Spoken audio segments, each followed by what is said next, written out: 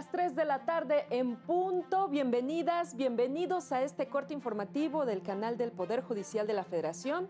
Soy Citlali Pérez y en los próximos minutos le presentaré la información más importante de este martes 25 de febrero de 2025. Antes, permítame agradecer el apoyo de Eusiris Rostro, quien nos acompaña en la interpretación en lengua de señas mexicana. Bienvenida, Eusiris. Ahora sí, comenzamos.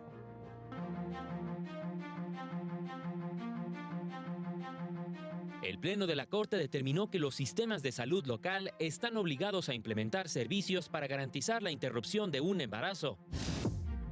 Indispensable contar con la edad prevista en la ley para exigir una pensión por edad y años de servicio, determinó Pleno Regional. Son inconstitucionales disposiciones civiles que cancelan la pensión compensatoria por establecer una nueva unión. El INE aprueba pautas para promocionar las elecciones judicial federal, judiciales locales y ordinarias en Veracruz y Durango. Nuestro compañero Mario López Peña se encuentra en el edificio sede de la Suprema Corte con la información de lo que analizó esta tarde el Pleno de Ministros. Buenas tardes, Mario. Te escuchamos. ¿Qué tal? Muy buenas tardes a todas las personas que siguen esta transmisión.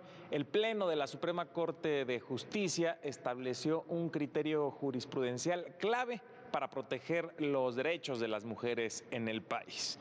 Esto al determinar que existe una obligación de las autoridades locales de los respectivos sistemas de salud de implementar, difundir y organizar los servicios correspondientes para garantizar el derecho a interrumpir el embarazo.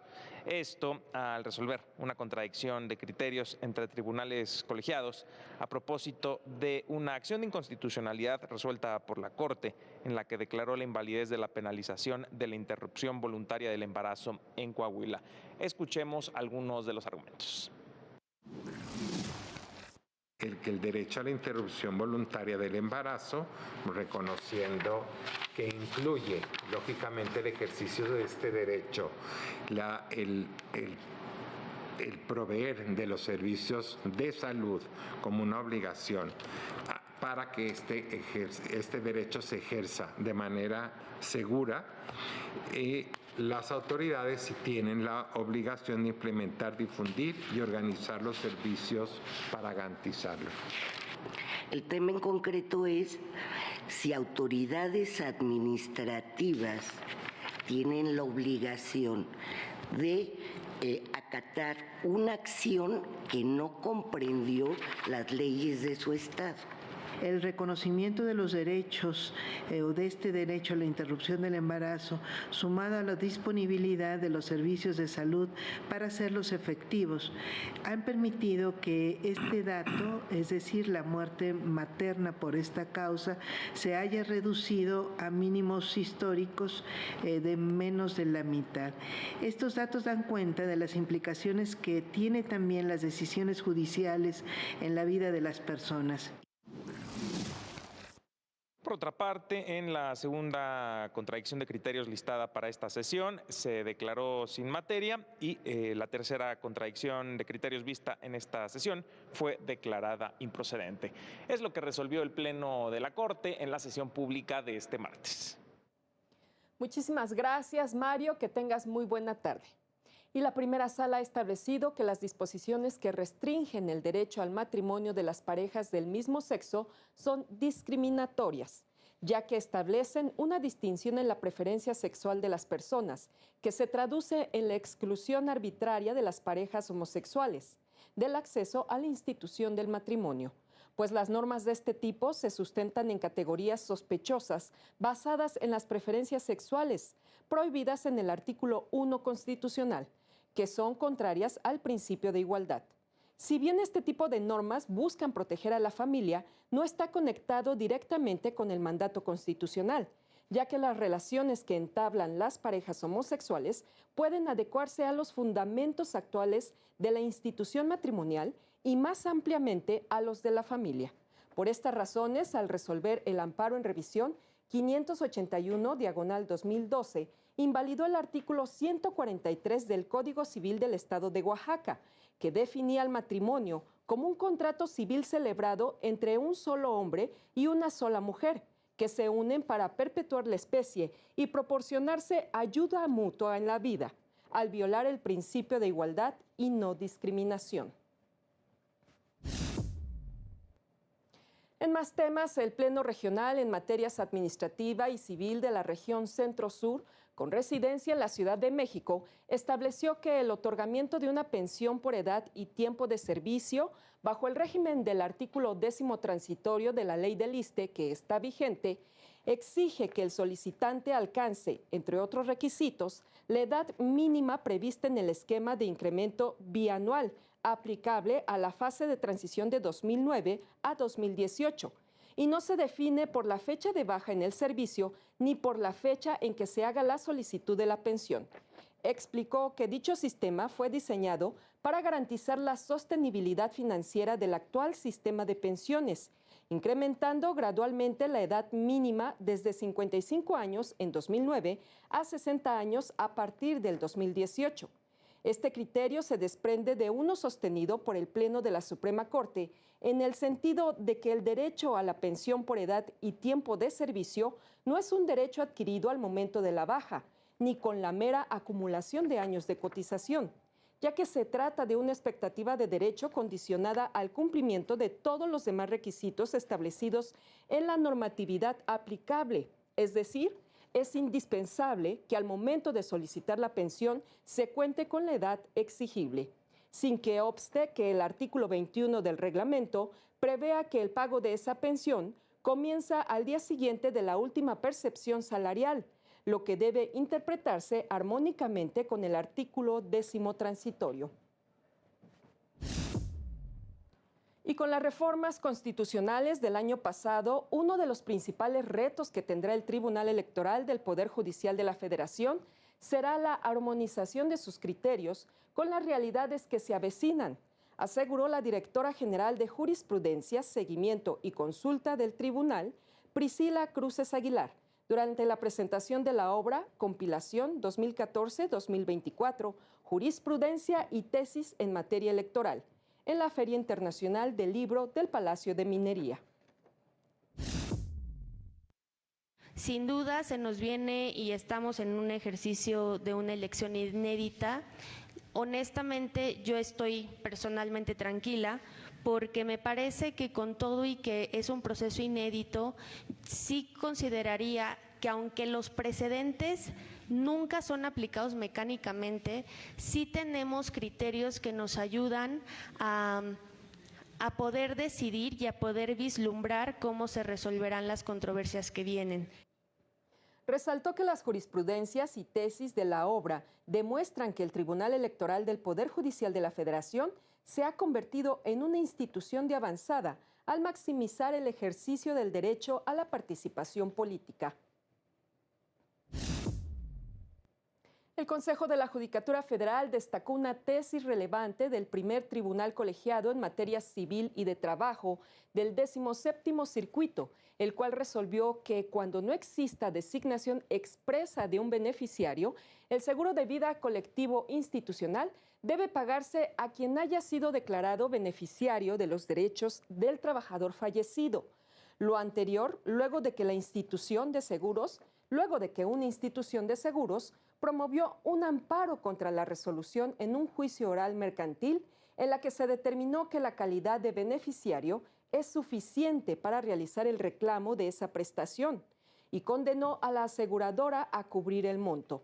Esta, sin embargo, reclamó que en todo caso correspondía pagar la suma asegurada respectiva a la sucesión del empleado fallecido, pues así lo dispone la Ley sobre el Contrato de Seguro. El tribunal señaló que, en términos de la Ley Federal del Trabajo, se debe llevar a cabo un procedimiento especial para determinar quién o quiénes y en qué proporción son los beneficiarios de las indemnizaciones de los trabajadores que lleguen a fallecer, normativa que encuentra sustento en el derecho de protección a la familia. Y el Tribunal Colegiado del 32º Circuito determinó que los artículos 287, fracción segunda, y 288, último párrafo del Código Civil del Estado de Colima son inconstitucionales e inconvencionales. Disposiciones que prevén que la pensión compensatoria se extingue cuando la persona cónyuge beneficiaria tenga ingresos suficientes y o se una en matrimonio, concubinato, unión libre o cualquier otra análoga. Este criterio se desprende de jurisprudencias de la primera sala de la Corte que precisan que la pensión se otorga para compensar los desequilibrios estructurales y de falta de oportunidad para desempeñar un trabajo, al dedicarse uno de los cónyuges al cuidado del hogar y de los hijos. Si bien la mencionada legislación es aparentemente neutra, al no hacer distinción expresa de a quién es dirigida, lo cierto es que, históricamente, las labores del hogar han sido desempeñadas por las mujeres, lo que vulnera el derecho a la igualdad en su vertiente indirecta, ya que su impacto es desproporcionado para este grupo poblacional. Adicionalmente, la medida invisibiliza el estatus de las mujeres y coloca a los hombres en una posición hegemónica, lo que se traduce en que las mujeres no puedan alcanzar una real y efectiva paridad, además de vulnerar su derecho a una vida libre de violencia económica y patrimonial. Tenemos que hacer una pausa, pero no se vaya porque ya volvemos.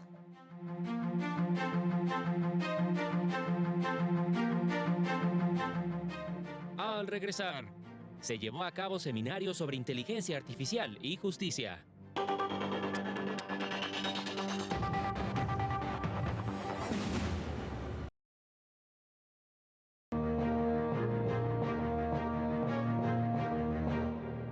Las 3 de la tarde con 12 minutos. Qué bueno que continúa con nosotros. Le tenemos, por supuesto, más información. Este martes continuó el Seminario Permanente de Derecho y Justicia con el tema Inteligencia Artificial y Justicia. Y mi compañero Juan Carlos González nos tiene los detalles. Hola, ¿qué tal? Te saludo desde el Instituto de Investigaciones en Matemáticas Aplicadas y en Sistemas, ubicado aquí en Ciudad Universitaria, donde inició la segunda temporada del Seminario Permanente de Derecho y Ciencia que organiza la Unidad General de Conocimiento Científico y Derechos Humanos de la Suprema Corte y el Colegio Nacional. En la primera sesión se analizó el tema de inteligencia artificial y justicia. Participó el ministro en retiro José Ramón Cosío Díaz, quien habló de los problemas que traería la aplicación de la inteligencia artificial en la toma de decisiones en los tribunales, es decir, para emitir una sentencia. Escuchemos. Desde luego las constituciones, los tratados internacionales están construidos históricamente con base en tener jueces humanos. Se pide una edad, se pide una experiencia, etcétera. Entonces, el primer problema es si la Constitución, los tratados internacionales nos garantizan, desde luego, un juez humano, que sí, y segundo, una decisión humana. Este me parece que es un problema para nosotros, no tanto para ustedes en el mundo de los sistemas, pero sí para nosotros.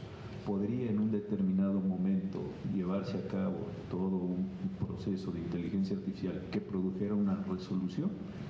¿O bastaría que la firmara el juez y dijera yo asumo como propio lo que la máquina, déjenme llamarlo así, la máquina, se hizo mucho más compleja las cosas, a emitir? Entonces ahí hay un primer problema que hay que discutir.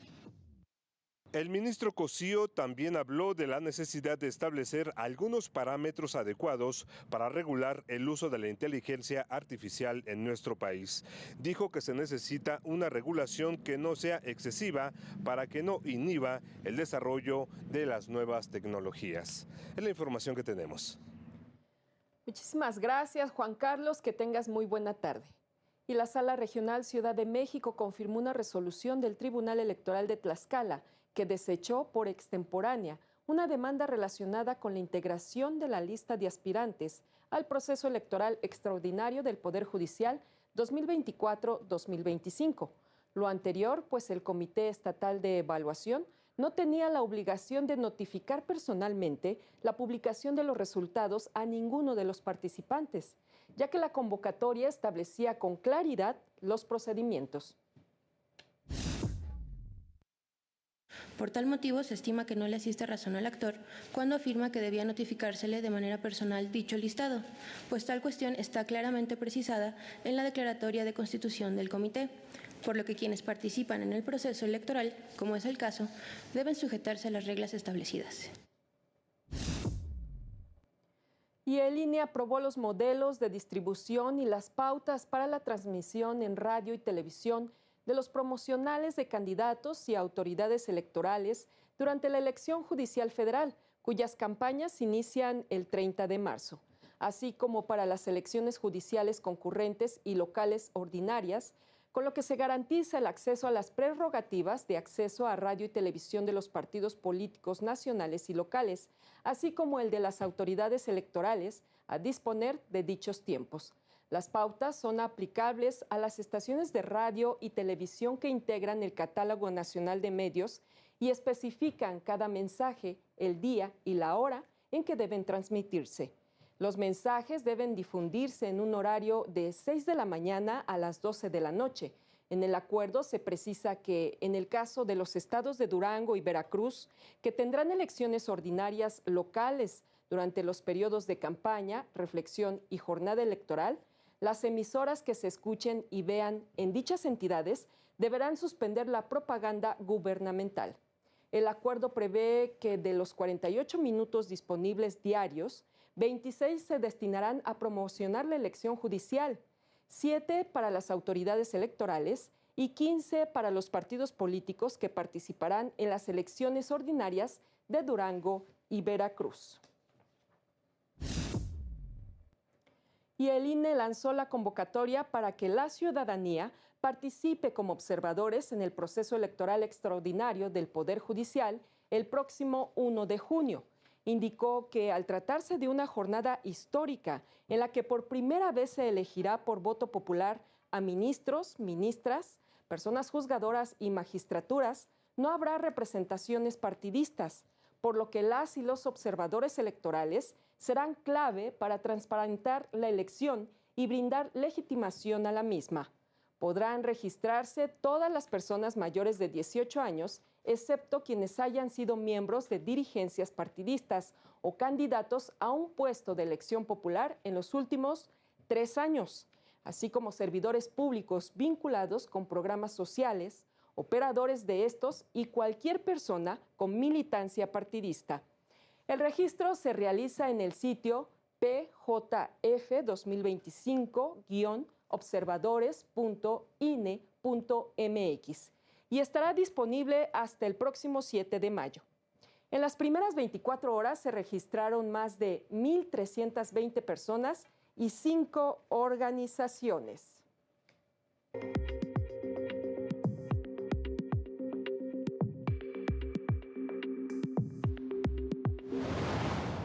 El Congreso de Hidalgo aprobó la reforma al Poder Judicial Estatal, la cual se alinea con la reforma constitucional y tiene como objetivo brindar a la ciudadanía un mayor poder democrático, al permitirles elegir a quienes impartan justicia en la entidad.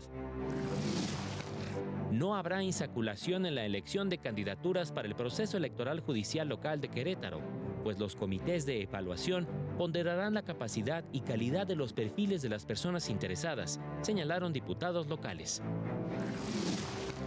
43 personas que aspiraban a participar en la elección extraordinaria del Poder Judicial en Durango fueron rechazadas por haber duplicado su registro para varios cargos o ante los distintos comités de evaluación para tener más oportunidad de ser seleccionados.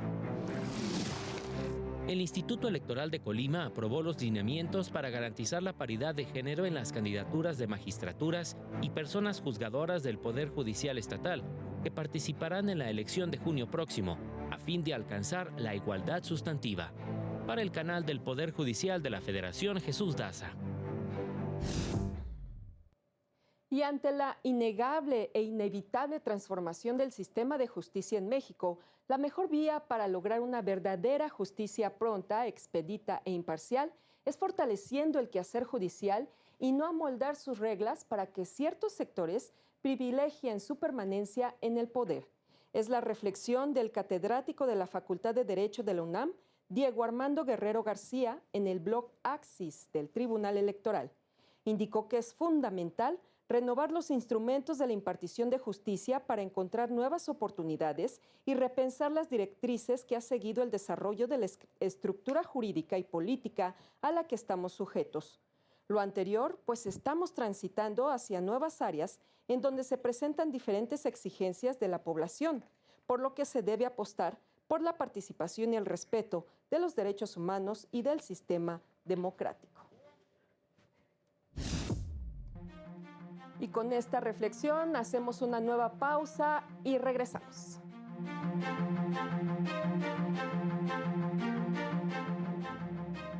Más adelante, aumenta participación de la iniciativa privada en el fomento de la cultura.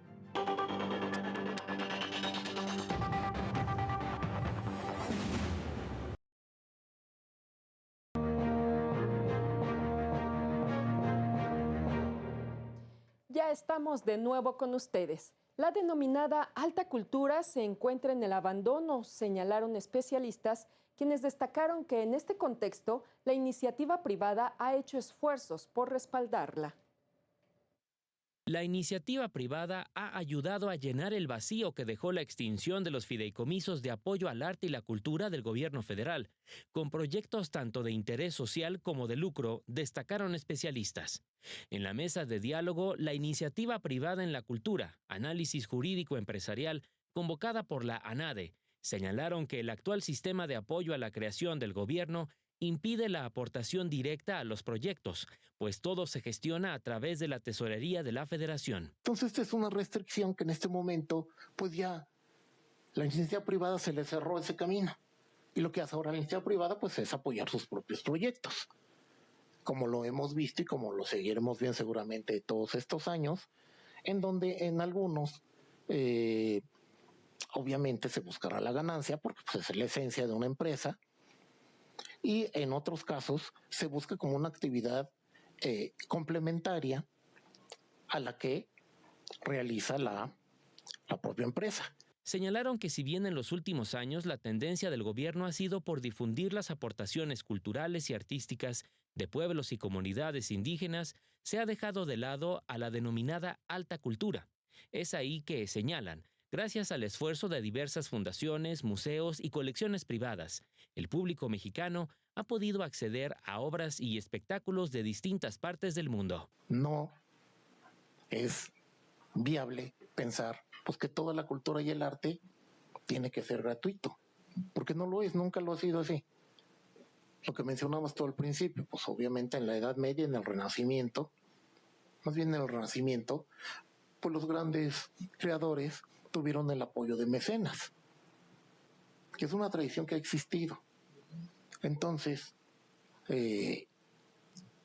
con diferentes mecanismos, diferentes vertientes, pero son apoyos a los creadores y a los artistas para que puedan hacer sus obras y, obviamente, pues todos vivir de la creación. Para el canal del Poder Judicial de la Federación, Jesús Daza. En más temas, la Declaración sobre los Defensores de Derechos Humanos, adaptada por Naciones Unidas en 1998, establece que los países deben garantizar un ambiente seguro para quienes defienden los derechos humanos, protegiéndoles de violencia y represalias, explicó la Unidad General de Conocimiento Científico y Derechos Humanos de la Suprema Corte. Este instrumento reconoce que la defensa de los derechos humanos es un derecho incorporado a los sistemas de protección internacional. Entre otras cosas, exige que las personas defensoras accedan a recursos efectivos en caso de violaciones a sus derechos, fortalece la cooperación internacional y promueve un entorno donde las personas puedan defender sus derechos sin miedo. Para más información puede consultar los apuntes para la defensa de los derechos humanos, el derecho a defender derechos, una publicación de la Suprema Corte disponible de manera gratuita en su sitio web y en la red de bibliotecas.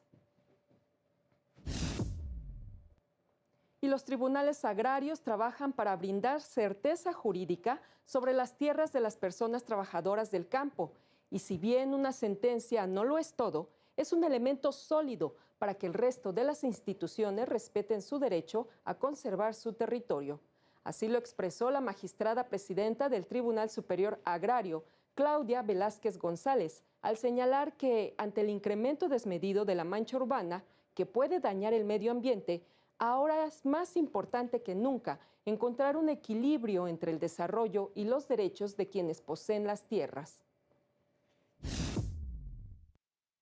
No podemos anteponer la necesidad de vivienda, de crecimiento, ¿sí?, a esos recursos ambientales, a esos recursos forestales, a quien nos alimenta, a quien nos da la energía, nos da la luz, ¿sí?, nos da la vida. Entonces, somos cuidadosos de encontrar el equilibrio. Concluimos esta emisión. Como siempre, lo invitamos a mantenerse en la señal de Justicia TV. Esta noche, en punto de las 20:30 horas, lo esperamos en el noticiario nocturno con el detalle de estas y más noticias. Soy Citlali Pérez, que tenga buen provecho. Hasta pronto.